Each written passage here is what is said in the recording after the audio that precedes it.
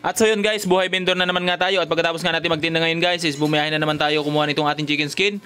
At pagkadating dito guys, ayan, ikakamada naman dito sa ating freezer. Ayan, at umaarkilan na nga lang ako ng tricycle pag dumarating yung ating mga deliver na chicken skin, dahil nga magigiba yung sidecar natin. Dahil yung sidecar natin is pantinda naman siya, hindi naman talaga siya pang pick up. Doon po sa mga nagtatanong kung saan nanggagaling yung ating chicken skin, siyempre po yan ay mga pasabay po natin sa mga bumabiyahe. Sa katagalan ko po nagtitinda is paunti-unti na po tayo nakakuha ng mga nagde-deliver po ng mga chicken skin. Kaya ngayon po is nakakadami na din tayo, hindi tulad ng mga nakaunang araw is talagang kinakapos po tayo ng mga deliver ng ating chicken skin. Sa mga nagtatanong po yan ay mga CJoy po yan, per box po siya, 12 kilo po isang balot. Ayan, balot-balot po yan, bawat isang balot po isang kilo, gaya niya nahulog na yan, 2 kilo yan guys.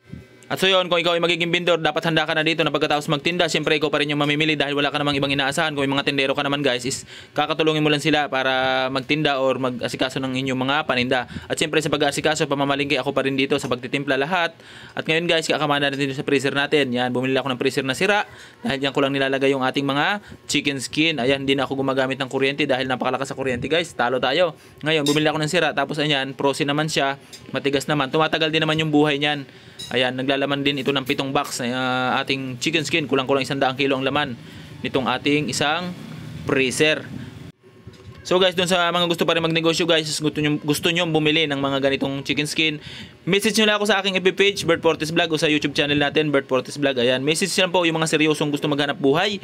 Pwede po kayong isabay. Pwede po kayong isabay sa pagbibenta nitong ating chicken skin. Pwede ko rin kayong pagbentahan. Ang pambenta nyo rin kung gusto nyo maghanap buhay. Tutulungan ko naman kayo. Ayan, kahit mga 10-20 kilo, kaya ko kayong bahagian.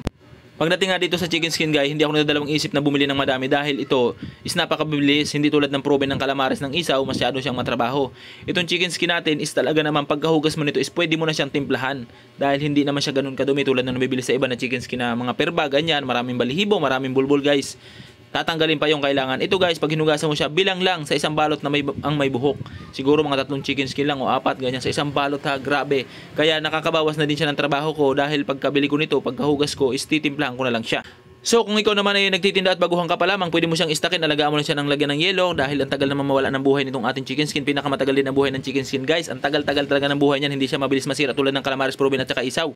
Na pag nawalan siya ng yelo, mabilis siyang mabulok, mabilis bumaho. Itong chicken skin guys, lumalaban niya sa init ng araw. Kaya itong isang puno ko dito na chicken skin, hindi ko man yan may paubos ng isang araw, is tumatagal din kinabukasan, pangatlong araw ganyan. Kaya niyang ma-maintain yung lamig niyan. Pero kung gusto mong tumagal ng mga 1 linggo mahigit, 2 linggo, lagyan mo ng yelo sa ilalim, lagyan mo ng yelo sa ibabaw, lagyan mo ng kunting asin, parang ice cream. Ayan, at dahil bago tayo magbasa, ay bago tayo magluto, hindi maiwasan na hindi humawak ng malamig. Kasama talaga sa negosyo yan. Huwag na tayo magreklamo dahil sariling negosyo naman natin yan. Huwag na tayo magreklamo sa mga pagod na nararamdaman natin dahil tayo naman din ang kikita dyan. So dito nga guys, walang kaibahan sa nagtatrabaho at nagninegosyo. Ayan, parehong napapagod. Kaibahan lang dito sa nagninegosyo is sarili mo yung oras mo, siyempre yung income, ikaw maglalagay sarili mo kung gaano ba kalaki ang gusto mong kitain. Ayan, at shoutout po sa kumukuha ng karton namin dyan tuwing umaga. Wala na po yan dyan. Libre tapo na din tayo guys at makakatulong pa din tayo sa